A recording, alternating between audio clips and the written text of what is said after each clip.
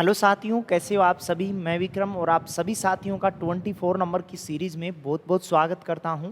और आज हम इस लेक्चर में ग्रंथियों से संबंधित सेकंड लेक्चर को यहां से पूरा करने वाले हैं। यदि आपने अभी तक इसके फर्स्ट लेक्चर को नहीं देखा है तो आप प्लेलिस्ट को विजिट करके उसके फर्स्ट पार्ट को भी देखिएगा, जिससे कि आपको बहुत सी इसकी जो रिलेटिव बातें हैं वो आप वहाँ से आपको सीखने को मिल सकती हैं। और आज हम इसके सेकंड लेक्चर को यहाँ से पूरा करने वाले हैं और सेकंड लेक्चर में क्वेश्चन नंबर देखने वाले हैं 21 नंबर से। इसके 20 क्वेश्चन जो हैं उनको हमने इसके फर्स्ट लेक्चर में पूरा किया है। यदि आप नए बने हुए हैं तो आप प्लेलिस्ट को विजिट करके पहले इसके फर्स्ट पार्ट को देखें, बाकी अन्यथा आप पढ़ ही सकते हैं इधर से। चलिए, तो 21 नंबर का जो क्वेश्चन है उसमें हमें यहाँ से बताना होगा कि वृक्क यानी कि किडनी से मूत्र की मात्रा का निस्तारण नियंत्रित होता है। किडनी से जो मूत्र जो निकलता है, इस मूत्र की मात्रा को नियंत्रण कौन करता है, हमें इस क्वेश्चन में ऐसा बताना था। एसएससी 2015 में इस प्रकार का क्वेश्चन पूछा गया था। तो देखो, जो किडनी होती है, इस किडनी से जो मूत्र निकलता है, ब्लड के छन्ने के बाद जो अशुद्धियाँ होती हैं, इन अशुद्धियों को मूत्र के रूप में शरीर से बाहर निकाला जाता है। और इस मूत्र की मात्रा को नियंत्रण करने के लिए जो हमारे पास जो हार्मोन होता है, उस हार्मोन को कहते हैं एडीएच हार्मोन। कौन सा हार्मोन कहते हैं? ADH hormone. और इस एडीएच हार्मोन का स्राव कौन करता है? पीयूष ग्रंथि करती है। कौन सी ग्रंथि करती है? पीयूष ग्रंथि करती है।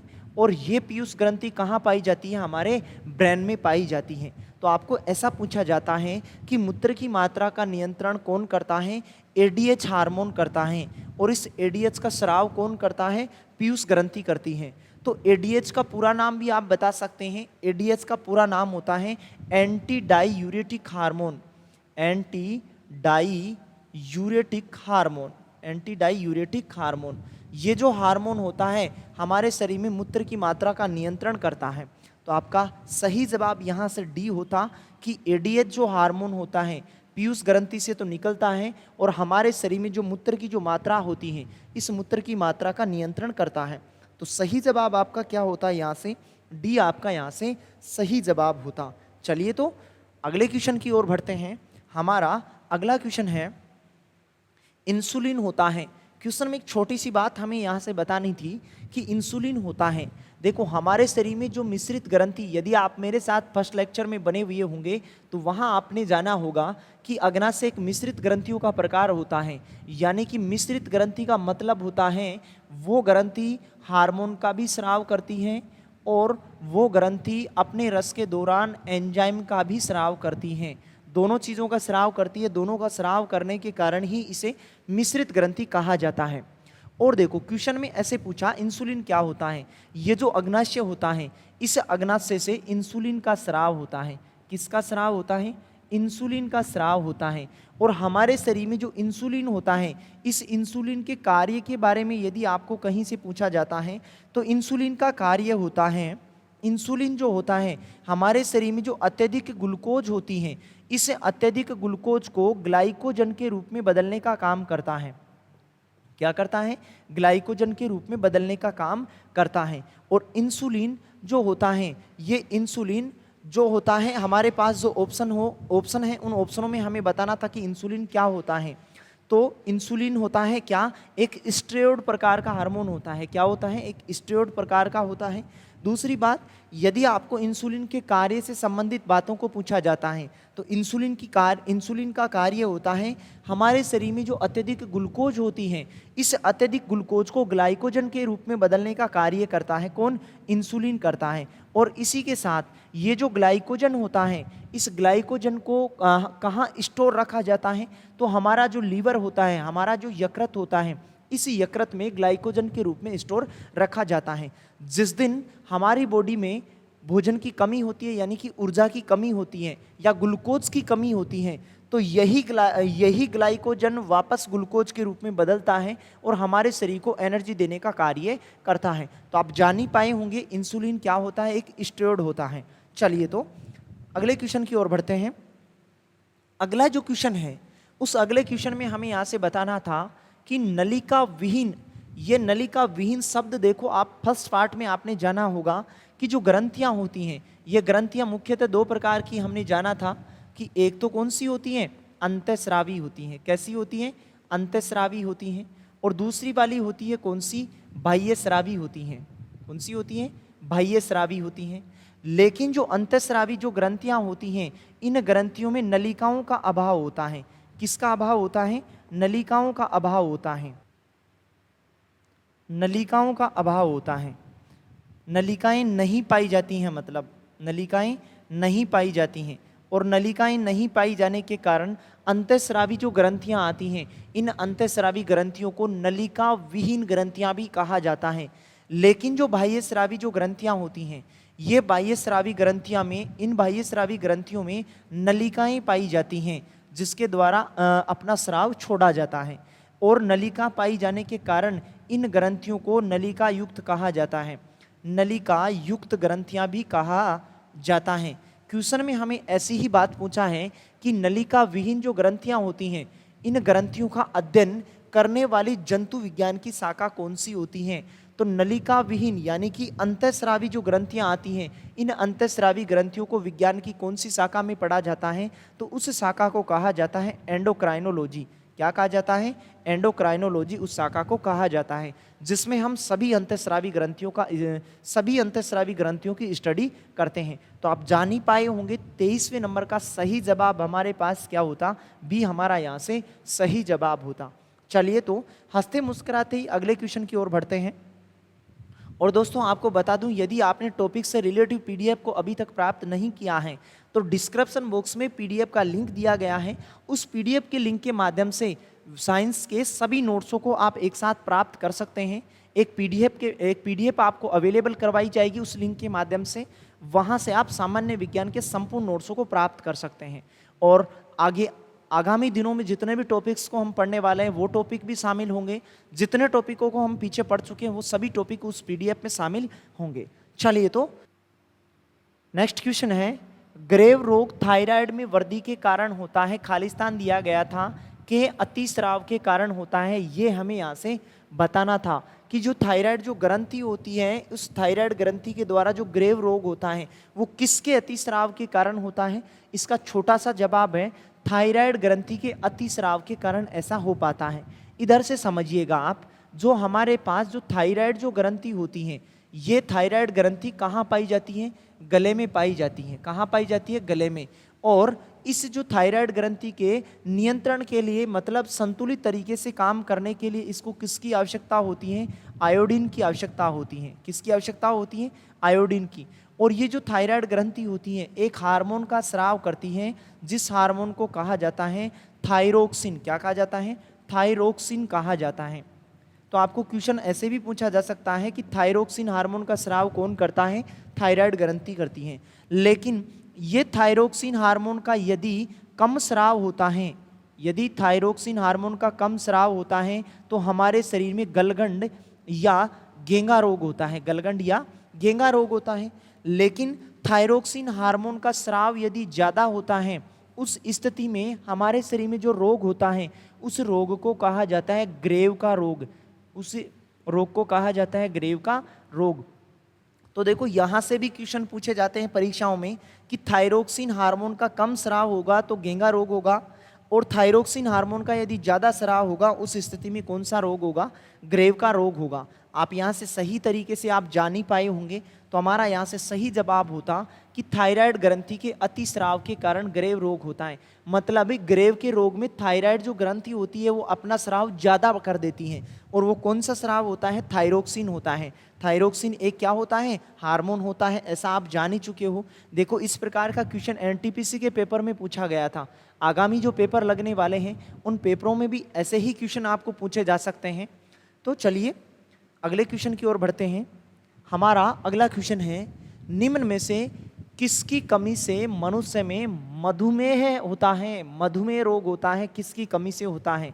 तो देखो, हमारे शरीर में जो अग्नाशय होता है, ये अग्नाशय इंसुलिन का स्राव करता है। किसका स्राव करता है, इंसुलिन का स्राव करता है। और ये जो इंसुलिन होता है, ये इंसुलिन हमारे शरीर में ग्लूकोज की मात्रा को नियंत्रण रखता है।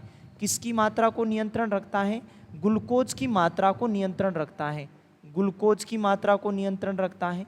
और यदि हमारे शरीर में ज़्यादा ग्लूकोज इकट्ठी हो जाती है तो इस अत्यधिक ग्लूकोज को ग्लाइकोजन में बदलने का काम करता है, ग्लाइकोजन को ग्लाइकोजन के रूप में बदलने का काम करता है। और ग्लाइकोजन के रूप में कहाँ बदलता है? यकृत में बदलता है, मतलब यकृत में स्टोर रखने का काम करता है। तो ऐसा आप यहाँ से जान पाए होंगे। तो जो इंसुलिन होता है, इस इंसुलिन की यदि हमारे शरीर में कमी हो जाए तो उस स्थिति में जो रोग होता है उस रोग को कहते हैं मधुमेह। क्या कहते हैं? उस स्थिति में जो रोग होता है, उस स्थिति में जो रोग होता है उस रोग को क्या कहते हैं? हम मधुमेह रोग कहते हैं। क्या कहते हैं? मधुमेह रोग कहते हैं। तो हमारा यहाँ से सही जवाब होता कि जो मधुमेह होता है वो किसकी कमी से होता है? इंसुलिन की कमी से होता है।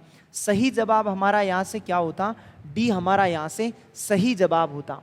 चलिए, तो ऐसे ही मैं आगे भी और भी क्वेश्चन आपको दिखाने वाला हूँ। आप मेरे साथ टॉपिक में अंत तक बने रहिएगा, जिससे कि आपका ये जो टॉपिक है ये टॉपिक और भी मजबूत हो सके। यदि परीक्षाओं में यदि इस टॉपिक से संबंधित क्वेश्चन आपको पूछे जाते हैं तो वो आपका क्वेश्चन सही निकल सके। तो चलिए, तो 26 नंबर का जो क्वेश्चन है उसमें दिया गया क्या है? इंसुलिन का उत्पादन होता है। इंसुलिन का उत्पादन कहाँ होता है, ऐसा हमें यहाँ से बताना था। यदि आप मेरे साथ लेक्चर में शुरू से बने हुए होंगे तो आप जान ही पाए होंगे कि इंसुलिन का स्राव कहाँ होता है। देखो, जो अग्नाशय होता है, जैसा हमने अभी पढ़ा है, अग्नाशय जो होता है ये अग्नाशय मिश्रित ग्रंथि होती है। कैसी होती है? मिश्रित ग्रंथि होती है, मतलब एंजाइम और हार्मोन दोनों का स्राव करती है। और अग्नाशय से इंसुलिन का स्राव होता है। किसका स्राव होता है? इंसुलिन का स्राव होता है। ये तो हमें यहाँ से बता सकते थे कि इंसुलिन का स्राव कहाँ से होता है? अग्नाशय से होता है, लेकिन ऐसा हमारे पास ऑप्शन नहीं मिल पा रहा था। तो ऑप्शन हमें क्या बताना था? देखो, इस अग्नाशय में जो कोशिकाओं के समूह होते हैं उन कोशिकाओं के समूह को लैंगरहैंस द्वीप कोशिकाएं कहते हैं। क्या कहते हैं? लैंगरहैंस द्वीप कोशिकाएं कहते हैं। द्वीप कोशिकाएं कहा जाता है। और वो कोशिकाएं 3 प्रकार की होती हैं। एक तो होती है एल्फा सेल, एक होती है बीटा सेल और एक होती है गामा सेल। एक होती है गामा सेल। और इन तीनों कोशिकाओं का जो समूह होता है अग्नाशय में, उस समूह को कहते हैं लैंगरहैंस द्वीप कोशिकाएं। और जो बीटा प्रकार की जो सेल होती हैं, इस बीटा प्रकार की कोशिका से ही इंसुलिन का स्राव होता है। किसका स्राव होता है? इंसुलिन का स्राव होता है। तो हमारा यहाँ से सही जवाब होता है, यदि अग्नाशय आपके पास ऑप्शन में नहीं है तो आपके पास लैंगरहैंस द्वीप कोशिकाएं ऑप्शन में मिल पा रहा होगा। तो देखो, ये रहा ऑप्शन में लैंगरहैंस। तो जो ए ऑप्शन होता, ए ऑप्शन हमारा यहाँ से सही जवाब होता कि आइलेट्स ऑफ लैंगरहैंस के द्वारा इंसुलिन का स्राव होता है। तो आप इस क्वेश्चन को सही तरीके से सीख पाए होंगे। जो इससे जुड़ी हुई बातें हैं उनको भी आप जान पाए होंगे। चलिए, तो अगले क्वेश्चन की ओर बढ़ते हैं। हमारा अगला क्वेश्चन एक छोटा सा क्वेश्चन है। यदि आप मेरे साथ लेक्चर में शुरू से बने हुए होंगे तो आप इस क्वेश्चन को जान ही पाए होंगे कि ये क्वेश्चन हमें क्या पूछना चाहता है और हमें यहाँ से क्या बताना है। तो देखिए, छोटा सा क्वेश्चन है, उसमें हमें क्या पूछा गया है। इस क्वेश्चन में हमें पूछा गया है क्या कि थायरोक्सिन क्या होता है। हमारे पास जो थायरोक्सिन होता है, इस थायरोक्सिन के बारे में बताना था कि थायरोक्सिन क्या होता है। जो हमारे गले में जो ग्रंथि पाई जाती है उस ग्रंथि को कहा जाता है थायराइड ग्रंथि। क्या कहा जाता है? थायराइड ग्रंथि कहा जाता है। और इस थायराइड ग्रंथि के द्वारा जिस हार्मोन का स्राव होता है उस हार्मोन को कहा जाता है थायरोक्सिन। क्या कहा जाता है? थायरोक्सिन कहा जाता है। और क्वेश्चन में देखो, यही बात हमें लिखी हुई मिल रही है कि थायरोक्सिन क्या होता है। तो हमें यहाँ से बताना था कि थायरोक्सिन एक हार्मोन का प्रकार होता है जो थायराइड ग्रंथि के द्वारा स्राव होता है। तो सही जवाब हमारा यहाँ से 27 का सही जवाब होता, बी हमारा यहाँ से सही जवाब होता कि थायरोक्सिन एक हार्मोन होता है जो थायराइड ग्रंथि के द्वारा स्राव होता है। चलिए, तो अगले क्वेश्चन की ओर बढ़ते हैं। हमारा जो अगला क्वेश्चन है वो है आयोडीन युक्त हार्मोन है। आयोडीन युक्त हार्मोन कौन सा होता है, ऐसा हमें यहाँ से बताना था। तो देखो, लेक्चर में यदि आप मेरे साथ शुरू से बने हुए होंगे तो 28 नंबर का जो क्वेश्चन है उसका सही जवाब देखो कमेंट बॉक्स में भी आप लिख पा रहे होंगे। और दोस्तों, आपको बता दूं, इसी प्रकार आप रोजाना 10 बजे मेरे साथ क्लास में जुड़ जाइएगा। जो हम साइंस से रिलेटिव सीरीज चालू कर रखी है उस सीरीज में आप रोजाना मेरे साथ बने रहिएगा, जिससे कि आप साइंस को एक बेहतरीन लेवल तक सीख सकते हैं, जिससे आगामी परीक्षाओं में यदि क्वेश्चन पूछे जाते हैं वो क्वेश्चन आपका सही निकल सके। तो हमें यहाँ से 28 नंबर के क्वेश्चन में हमें यहाँ से बताना था कि आयोडीन युक्त हार्मोन जो होता है वो कौन सा होता है। अभी हमने पढ़ा है कि जो थायराइड जो ग्रंथि होती है, ये थायराइड ग्रंथि जिस हार्मोन का स्राव करती है उस हार्मोन को कहा जाता है क्या? उस हार्मोन को कहा जाता है क्या? Thyroxine hormone. उस हार्मोन को कहा जाता है थायरोक्सिन। उस हार्मोन को थायरोक्सिन हार्मोन कहा जाता है। और ये जो हार्मोन होता है ये हार्मोन आयोडीन युक्त होता है। कैसा किसके लिए युक्त होता है? आयोडीन के लिए उपयोगी होता है। मतलब हमारे शरीर में जो आयोडीन होता है वो किसके लिए रेस्पॉन्सिबल होता है, किसके लिए आवश्यक होता है? थायराइड ग्रंथि के लिए प्रॉपर तरीके से काम करने के लिए इसे आयोडीन की आवश्यकता होती है। तो ऐसा हम बता सकते थे यहाँ से कि आयोडीन युक्त जो हार्मोन होता है जिसे थायरोक्सिन हार्मोन कहते हैं, और इस थायरोक्सिन हार्मोन का स्राव कौन सी ग्रंथि करती है? थायराइड ग्रंथि करती है। और थायराइड ग्रंथि पाई कहाँ जाती है? थायराइड ग्रंथि गले में पाई जाती है। कहाँ पाई जाती है? गले में पाई जाती है। यदि थायरोक्सिन हार्मोन का यदि कम स्राव होता है, यदि कमी पाई जाती है, तो उस स्थिति में हमारे शरीर में जो रोग होता है जिसको कहते हैं हम क्या? घेंगा रोग कहते हैं। क्या कहते हैं? घेंगा रोग कहा जाता है। सही जवाब आपका यहाँ से बता ही पाए होंगे। चलिए तो इसी प्रकार अगले क्वेश्चन की ओर बढ़ते हैं। अगला क्वेश्चन है हमारा, कौन सा हार्मोन लड़ो उड़ो हार्मोन कहलाता है? हमारे पास जो ऑप्शन है इन ऑप्शनों में हमें यहाँ से बताना था कि कौन से ऑप्शन को या कौन सी ग्रंथि को या कौन से हार्मोन को हमें जो क्वेश्चन में दिया गया है कि हार्मोन लड़ो उड़ो हार्मोन कहलाता है। यदि ग्रंथि के बारे में पूछे तो ग्रंथि बताना होगा हमें यहाँ से, और यदि हार्मोन्स के बारे में पूछा है तो हार्मोन्स के बारे में बताना था कि ऐसा कौन सा हार्मोन होता है जिस हार्मोन को हम क्या कहते हैं? लड़ो उड़ो हार्मोन कहते हैं।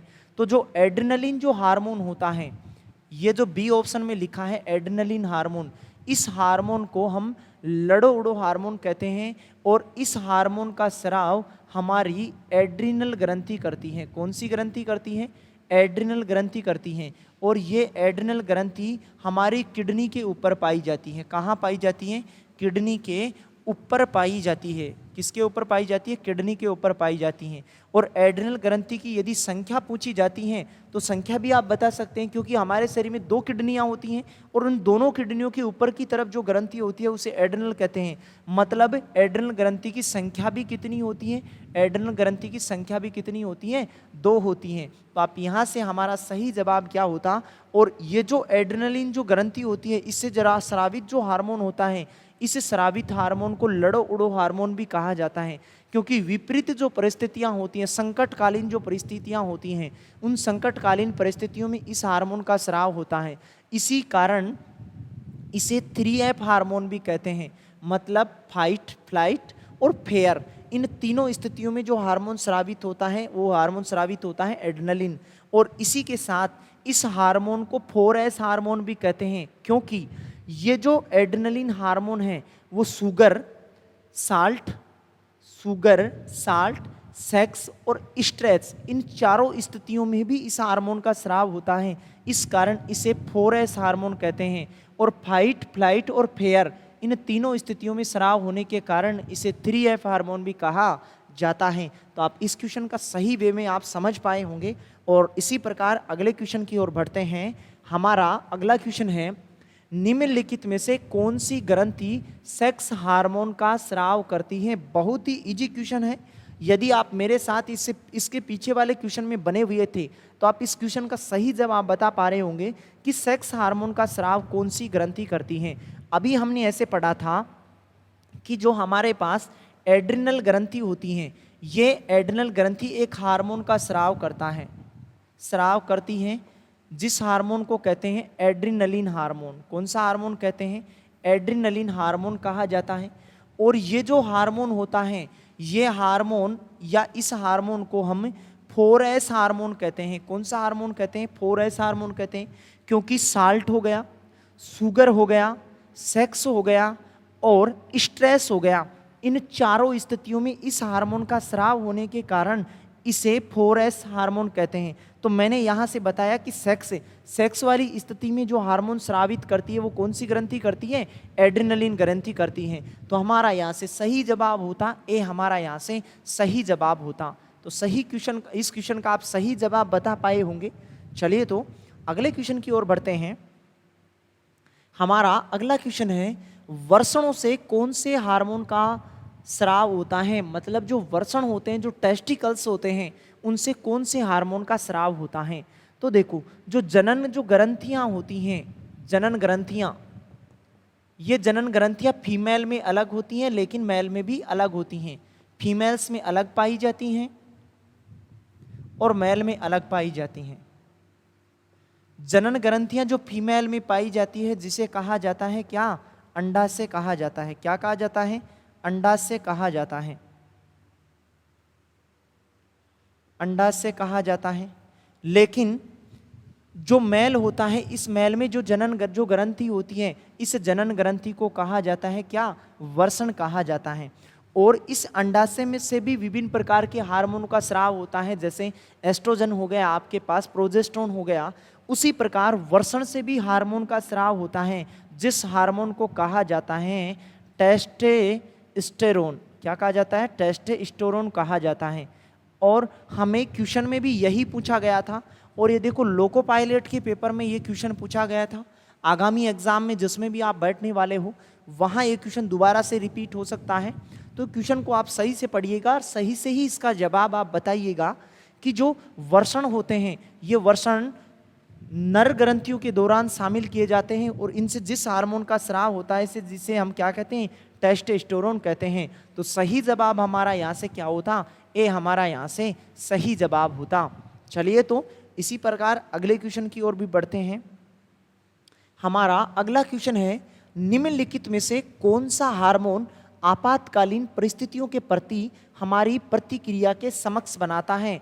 आपातकालीन हार्मोन, कुछ समय पहले हमने ऐसे पढ़ा था कि एक ऐसी ग्रंथि होती है जिसे आपातकालीन ग्रंथि कहते हैं, और उस ग्रंथि से जिस हार्मोन का स्राव होता है उस हार्मोन को आपातकालीन या संकटकालीन हार्मोन कहते हैं। और उस ग्रंथि को हमने जाना था किस ग्रंथि के नाम से? एड्रिनल ग्रंथि के नाम से। एड्रिनल जो ग्रंथि होती है, इस एड्रिनल ग्रंथि से जिस हार्मोन का स्राव होता है उस हार्मोन को कहते हैं एड्रिनलिन हार्मोन। क्या कहते हैं? Adrenaline hormone. और इस एड्रिनलिन हार्मोन का स्राव कब होता है? संकटकालीन परिस्थितियों में होता है। इसी कारण इस हार्मोन को करो मरो हार्मोन भी कहा जाता है।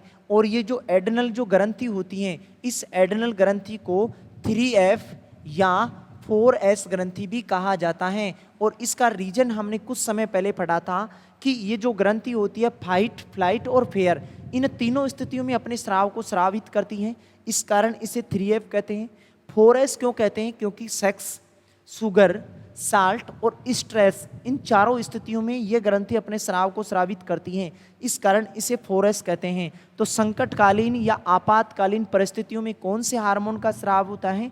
एड्रिनलिन हार्मोन का स्राव होता है। और कौन सी ग्रंथि करती है? एड्रिनल ग्रंथि करती है। तो सही जवाब हमारा 32 का सही जवाब हमारा क्या होता?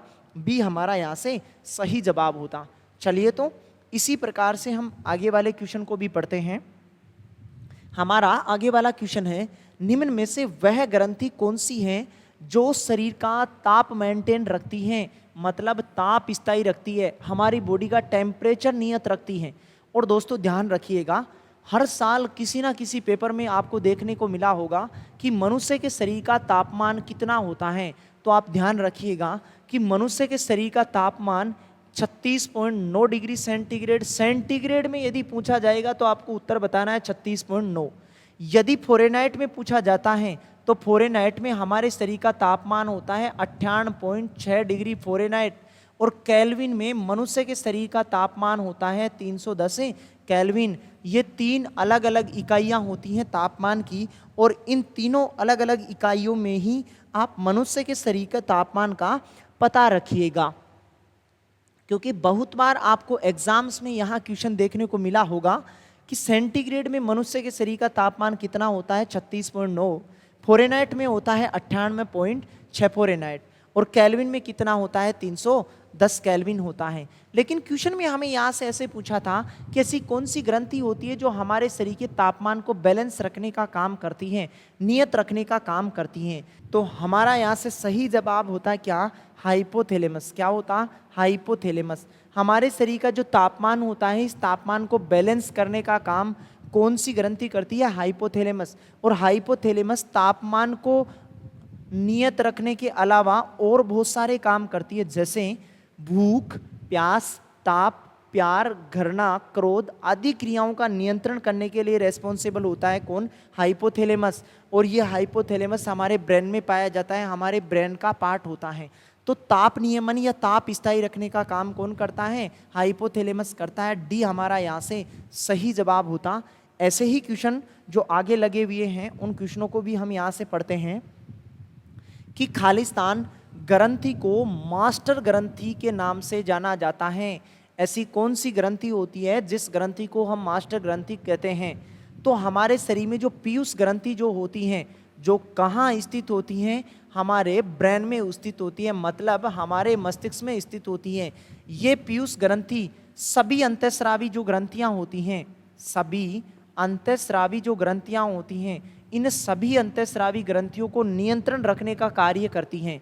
इस कारण हम इस पीयूष ग्रंथि को मास्टर ग्रंथि कहते हैं। क्या कहते हैं, मास्टर ग्रंथि कहते हैं। लेकिन इस पीयूष ग्रंथि को भी नियंत्रण रखने का काम करती है हाइपोथैलेमस। कौन रखता है, हाइपोथैलेमस रखता है। इस कारण हाइपोथैलेमस को हेडमास्टर ग्रंथि कहते हैं। क्या कहते हैं, हेडमास्टर ग्रंथि भी कहा जाता है। तो हमारा यहाँ से सही जवाब होता कि कौन सी ग्रंथि को मास्टर ग्रंथि कहते हैं, तो पीयूष ग्रंथि या पिट्यूटरी ग्रंथि। हमारे पास जो पिट्यूटरी है, इस पिट्यूटरी को ही क्या कहा जाता है, पीयूष ग्रंथि कहा जाता है। तो पिट्यूटरी या पीयूष जो ग्रंथि होती है, इस पीयूष ग्रंथि को मास्टर ग्रंथि कहा जाता है। सही जवाब हमारा यहाँ से क्या होता, सी हमारा यहाँ से सही जवाब होता। चलिए तो इसी प्रकार अगले क्वेश्चन की ओर बढ़ते हैं। हमारा अगला क्वेश्चन है, मानव शरीर की कौन सी ग्रंथि पीयूष ग्रंथि से हार्मोन के रिसाव को नियंत्रित करती है। ऐसी कौन सी ग्रंथि होती है जो पीयूष ग्रंथि से जितने भी हार्मोन स्रावित होते हैं, उन स्रावित होने वाले हार्मोन को नियंत्रण रखने का कार्य करती हैं। यदि आपने पीछे वाले क्वेश्चन में सही वे में आपने जाना होगा और सही तरीके से आप मेरे साथ पीछे वाले क्वेश्चन में बने थे, तो मैंने आपको बताया था कि जो पीयूष जो ग्रंथि होती है, इस पीयूष ग्रंथि को मास्टर ग्रंथि कहते हैं। क्या कहते हैं, मास्टर ग्रंथि कहते हैं। क्या कहते हैं, मास्टर ग्रंथि। और इसका रीजन भी हमने जाना कि इसे मास्टर ग्रंथि क्यों कहते हैं, क्योंकि सभी जो अंतःस्रावी ग्रंथियां होती हैं पीयूष के अलावा, सभी जो अंतःस्रावी जो ग्रंथियां होती हैं, इन सभी अंतःस्रावी ग्रंथियों को नियंत्रण रखने का कार्य करती है कौन, पीयूष। इस कारण इस पीयूष ग्रंथि को क्या कहते हैं, मास्टर ग्रंथि कहते हैं। लेकिन इस पीयूष या इस पीयूष से स्रावित होने वाले जितने भी हार्मोन्स होते हैं, जैसे एडीएच हार्मोन हो गया, जिसे एंटी डाईयूरेटिक हार्मोन कहते हैं, उस हार्मोन को या जितने भी उसके अलावा और भी बहुत सारे हार्मोन्स को उसके अलावा और भी बहुत सारे हार्मोन का स्राव होता है, उन सभी हार्मोनों का या इस पीयूष ग्रंथि को नियंत्रण रखने का काम करता है कौन, हाइपोथैलेमस। कौन करता है, हाइपोथैलेमस करता है। और यही बात हमें क्वेश्चन में पूछी गई थी कि पीयूष ग्रंथि से हार्मोन के रिसाव को नियंत्रित करता है कौन करता है, हाइपोथैलेमस करता है। सही जवाब हमारा यहाँ से क्या होता, डी हमारा यहाँ से सही जवाब होता।